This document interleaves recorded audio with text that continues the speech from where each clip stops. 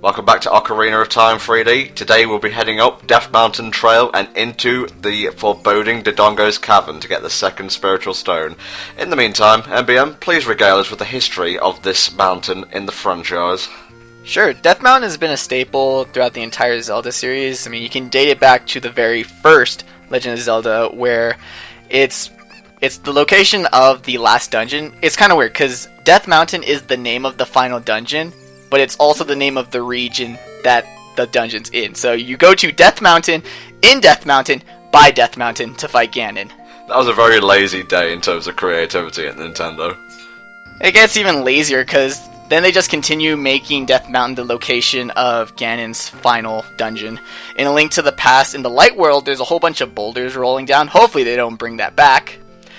Whereas in the Dark World, it's the location of two dungeons, the infamous Turtle Rock and once again, Ganon's Tower. If anything, Ocarina of Time switched it up by having Death Mountain not be the location of the final dungeon. Yeah, wasn't there a Turtle Rock in Link's Awakening, or am I thinking of something else? You're thinking of something else. Turtle Rock is pretty much people's biggest gripe with A Link to the Past, and it's solely A Link to the Past. Yeah, my biggest, Death Mountain escapades are this, obviously, and Twilight Princess, which I guess you could call Ocarina of Time too, to drag up an old joke. Oh man, are you trying to tell me that Twilight Princess and Ocarina of Time are not independent and unique video games in their own rights? What? But no, I gotta say, the Goron Mines, that is actually inside Death Mountain in Twilight Princess, is one of my favourite Zelda dungeons. It's just so cool. Goron Mines is amazing. It's made by Aperture Science itself. Any other tidbits to regale us with? Sure, you switched your shield before you got onto the mountain peak. That's very important, as the Deku shield is made out of wood. Painfully ripped off of the Deku tree, mind you, so it won't stand up against fire and other hot projectiles. And as Death Mountain is a live volcano, not the smartest of ideas to go with a wooden shield. No wonder that tree wanted to die. He was a slave to his own children. It's all that anthropological etiquette. They say the tree's sacred, really they're just using him to harvest off sticks, nuts, shields. Well, all these Gorons rolling about makes me want to play Majora's Mask and go to do the races again. Hate the races so much. I'm sorry, it's a great minigame, but it's so painful. Well, if Majora's Mask 3D ever comes out, we'll be able to see that firsthand. Here's Goron City. And the first thing you notice is that in the 3D remake, they actually added a mural to the background, and it reminds me a lot of the entry chamber to Dragon Roost Cavern. And here we meet the actual plague of the Gorons. They eat rocks.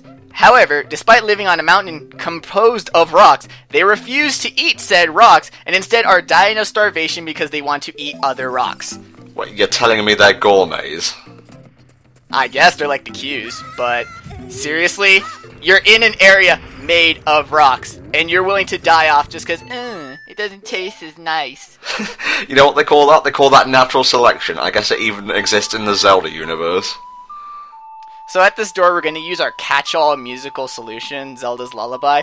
The Goron next to the mat actually kind of cues you in that you need to show your connection to the royal family. But after this, you use Zelda's Lullaby all over the place, and it pretty much becomes, see a Triforce, play a lullaby, and it sort of eliminates a lot of the actual puzzle solving done with the music, but you gotta start somewhere. Yeah, this was actually where I first got stuck as a child, because I never used to listen to Navi, so I didn't know I had to go back to the forest. This is before I started reading FAQs online, so it took me a while to figure out you need to go back and see Saria and get Saria's song to placate Darunia here. Because apparently Saria's song is musical Prozac. Apparently so. Let's whip it out and give it a tune.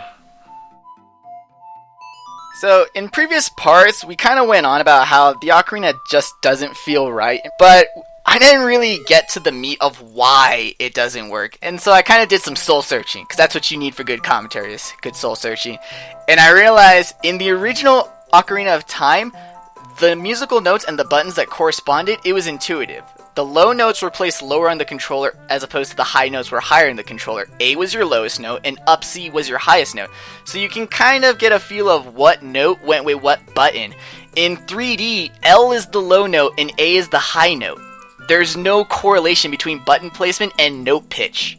I don't get that, because one, they could have set it on the touchscreen itself, and two, there's a perfectly fine D-pad right there.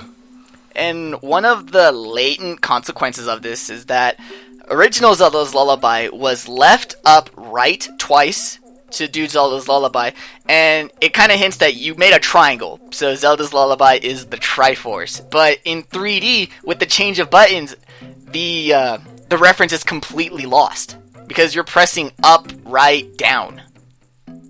I don't know. I mean, I love Ocarina 3D. I think it's a great example of how to do a remake properly, or an up-port, I guess. But yeah, that's definitely one of the changes I dislike. I definitely would prefer to call these up-reses. Honestly, if these games were on a PC, these would be called mods, because nothing's really changed. The graphics are just prettier, and the game benefits as a whole because of it. Now, what's the history of the power bracelets in the Zelda franchise? Because I don't really see why we need, like, a piece of jewellery to be able to pick up a bomb, but, you know, I don't really know that much about handling explosives. Well, it's a Zelda staple that you can get superhuman strength from wearing fashionable jewelry. This goes all the way back to power bracelets. In A Link to the Past, you had power gloves, which will also come back into this part. But I also think it works as a tutorial item, in the sense that it allows you to use explosives, but without having to manage explosives in your inventory. Gotcha. Also, in the middle of this town, there's that giant vase that's just sitting there. When you open up Darunia's room, there's 2 torches that you can then use a Deku Stick to light up all the torches in the city. And when you do that, the vase starts spinning. And the puzzle is that if you throw a bomb into it, it becomes a roulette wheel, and depending on what face it lands on, you get a prize. If you get it to land on the happy face, you earn a piece of heart. My trick to get it consistently is stand in front of the stairs, and when the happy face is looking at you, throw it in then, because the bomb explosion delay is equal to for it to be happy face pretty consistently. Gotcha. I don't know whether we'll do that per se, but it's always nice to know. It's always nice to know. Another heart piece is right here. When you throw this bomb down, this is how you enter the Dodongo's Cavern. On top of the cave, there's another heart piece that normally you have to wait until adult to get. But if you line up a backflip diagonally, you can actually land on top of the cave and just snag the heart piece. Yeah, I think you're asking a bit too much of me, though. It's a pretty easy one to get. I mean, you just gotta line yourself up. If you miss it, then just climb back up. Okay, let's get on with the actual dungeon now. Took a while for us to get there, and that's actually a fault of Ocarina of Time, is that it does take a while, and sometimes it's actually more difficult to get to the dungeons than the dungeons themselves. Yeah, they're very straightforward, I found. I had more of a problem with the dungeons in Link's Awakening, Links to the Past, and the Oracle games than I ever did in the 3D ones. Oh, definitely. That's something I'll always bring up about Ocarina of Time, was that it does kind of show when Nintendo was sort of leaning a bit towards appealing to the masses. So they had to tone down their difficulty just a teeny bit. Dude, the lighting on the lava is great in this version of the game. That's what an up-res will do for you. So my opinion of this dungeon is that it is very reminiscent of older Zelda dungeons, because the first dungeon was more tutorial and was very specific to Ocarina of Time. I mean, the shape itself is a vertical shaft, and it's pretty much to highlight, and it also facilitates the fact that the game is the first Zelda in 3D.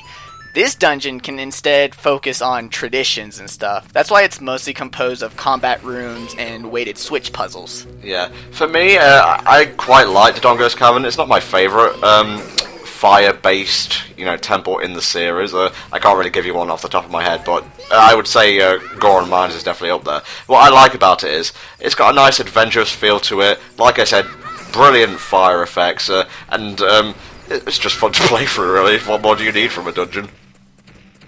So these are the baby Dodongos. They are the infants of apparently what's causing all of the Goron's problems, the whole famine deal. The cute thing about them, and I didn't know about this until a few months ago, is that if you lay an explosive in front of them, they will eat it, and then the bomb will explode inside of them. That's horrifying and cute. Cute, horrifying.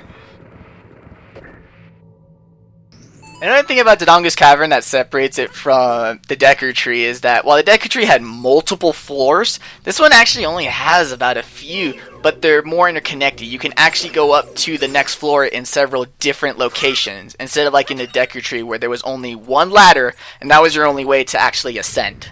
I was going to say, and the colours in Dodongo's Cavern are much brighter, so you feel like time is passing faster. I mean, I was recording this on the live stream, and I was surprised by how fast I actually got through the dungeon. There are also the Lizalfos. I still can't pronounce names, it's terrible, but this is pretty much the game's first encounter with swordplay. Normally you can just slash enemies and they're just a nuisance rather than a challenge. These enemies, they're an actual challenge. You gotta play a bit defensively, find their weak points, and strike at the right time, or you're gonna get countered. Yeah, I've never been one to fight them with the Deku Shield. How about you, MBM? Nope. My strategy is usually throw Deku Nuts, stun them, and slash until dead. Nice, nice.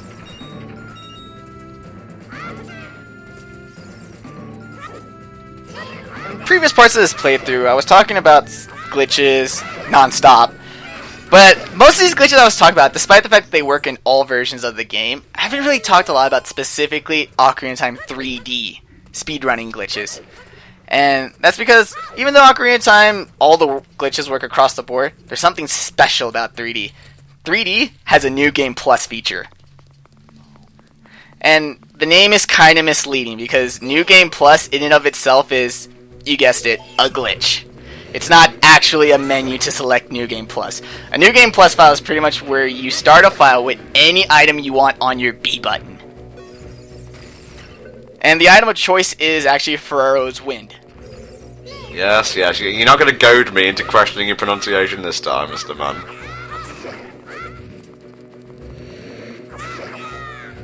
So yeah, you kind of want the Ferrero Rocher Wind on your B button because it allows you to teleport wherever the hell you want. And there's pretty much a long-winded way to get a New Game Plus file. Yes, you need to glitch the game before you can start glitching the game. It's Ocarina of Time for you. What do you expect at this point? Yeah, I'd like you to take note that I'm using your Deku Stick strategy here, even though they've been nerfed. Hooray! I'm useful. So yeah, to get wind on your B button, you have to first make it all the way to Lon Lon Ranch as an adult without ever having equipped a sword.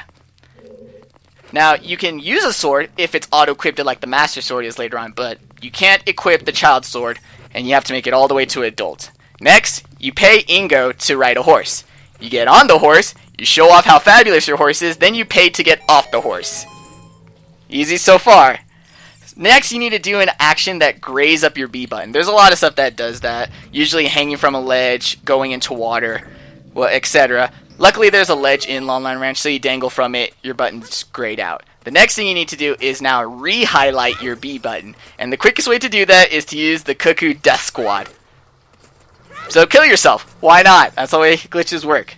Once you've killed yourself, you go back to Ingo, and you pay to get on a horse.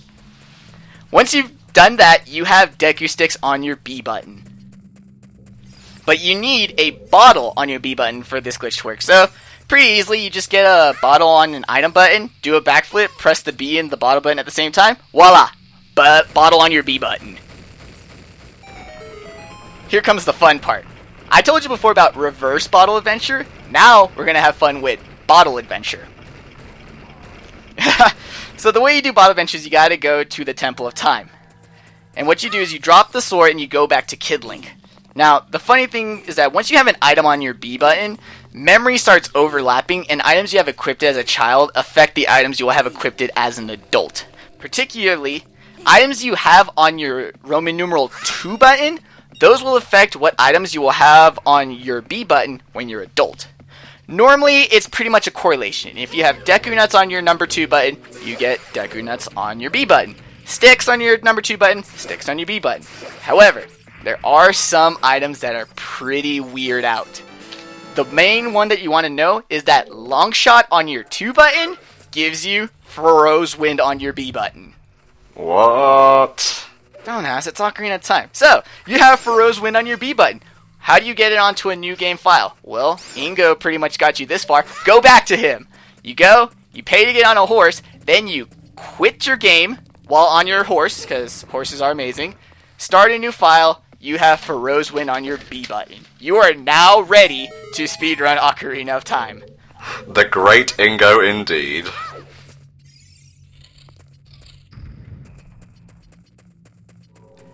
Here's another cool part about this dungeon is that even though it does not have multiple layers, the multiple layers interact with each other. You have this main cavern, but you go through it in different levels. You have the upper bridge, you have the middle raised platforms, and then you actually have the lower pit.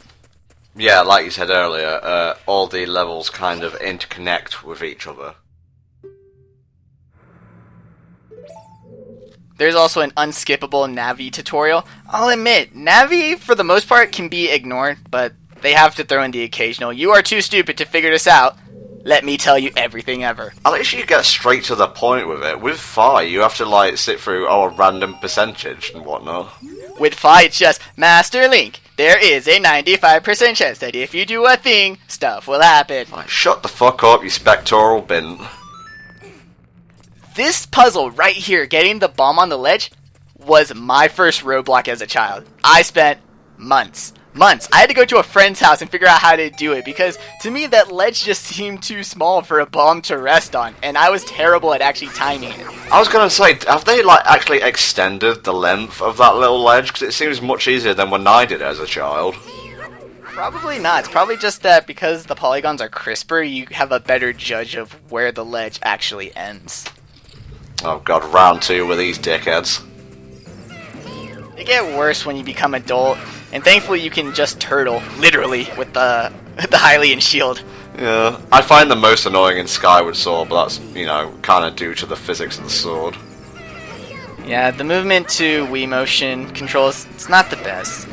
I'll admit, I'm not one of those people that outright thinks, "Oh my god, Skyward Sword sucks because of motion control." No. Skyward Sword has issues because of plenty of other reasons, but I will admit that I miss buttons. There's just a precision you get with them that you can't get with the waggle.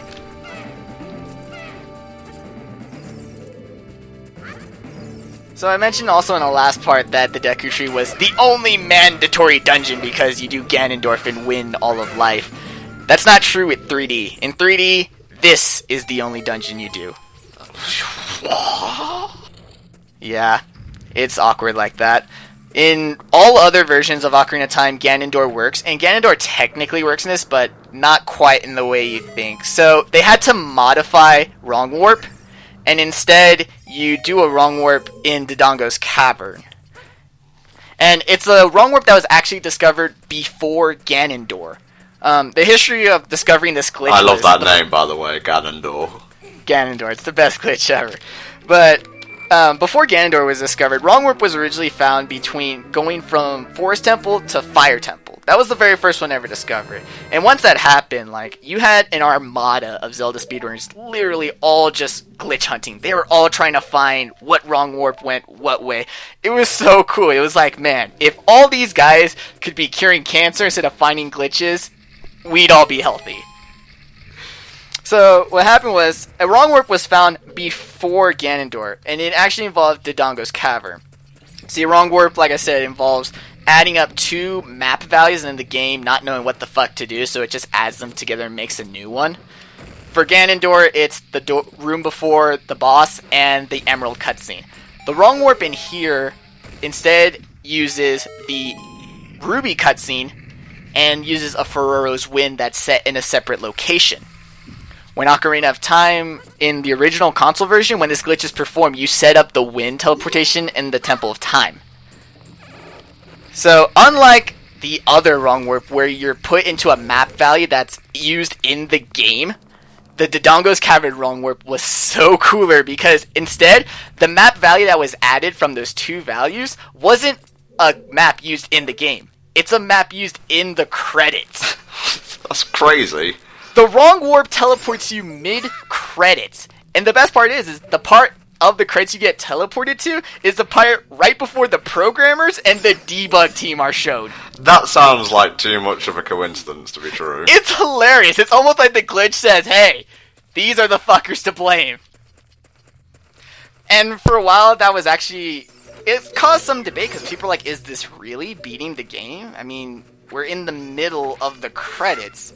Luckily, Ganondorf showed up. It's 20 minutes faster, saved all of the confusion. Unfortunately, because you don't use this old Wrong Warp, you don't get the hilarious ending of Adult Link visiting child Zelda at the DN scream. That's kind of awkward. It's the Pedo Link ending. You guys thought Child Link being Ganon was the fucked up timeline? Nah, Pedo Link. This dungeon, it really is short. We're going to the boss now. It's short, but what's lengthening it is the fact that block pushing is hella slow. Well, to a speedrunner, maybe. No, to a normal person, this is hella slow. Not just slow, hella slow. The worst kind of slow. So that's why in order to run Ocarina of Time 3D specifically, you need for Rosewind on your B button, is because you pretty much go to the Dodongo's Cavern and you set up this wrong warp and teleport yourself into the credits and beat the game. You can also do this without New Game Plus, and the only difference is that you do Dodongo's Cavern up until the boss door, then you leave the dungeon, you go to Zora's Domain, you get Ferozwind there, come back, do the wrong warp, win the game. The difference is only about 10 minutes, but in the grand scope of getting a world record, 10 minutes, it's totally worth it. Yeah, because I've tried to speedrun through games before, and trust me, every second does count.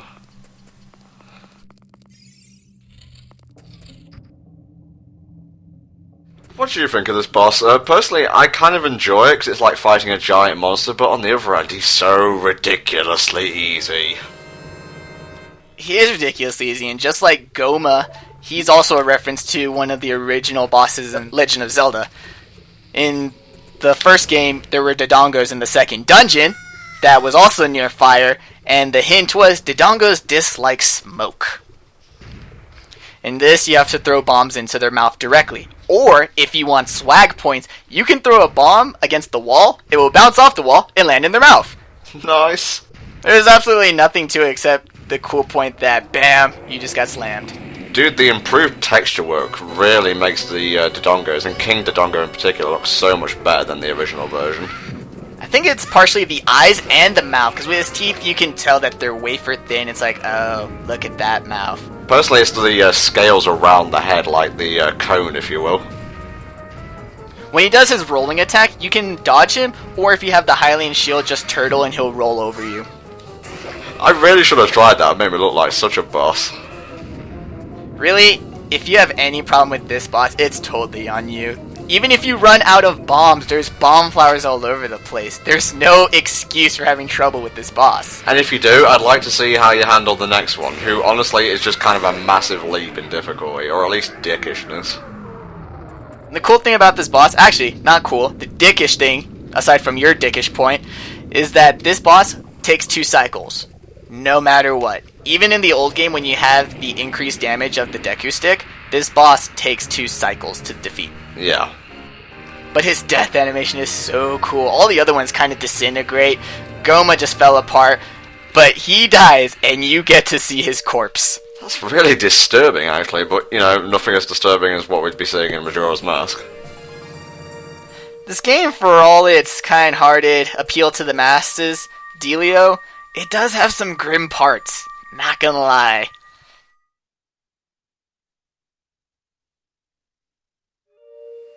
So that's the second dungeon cleared, and that's another cool thing about the child section.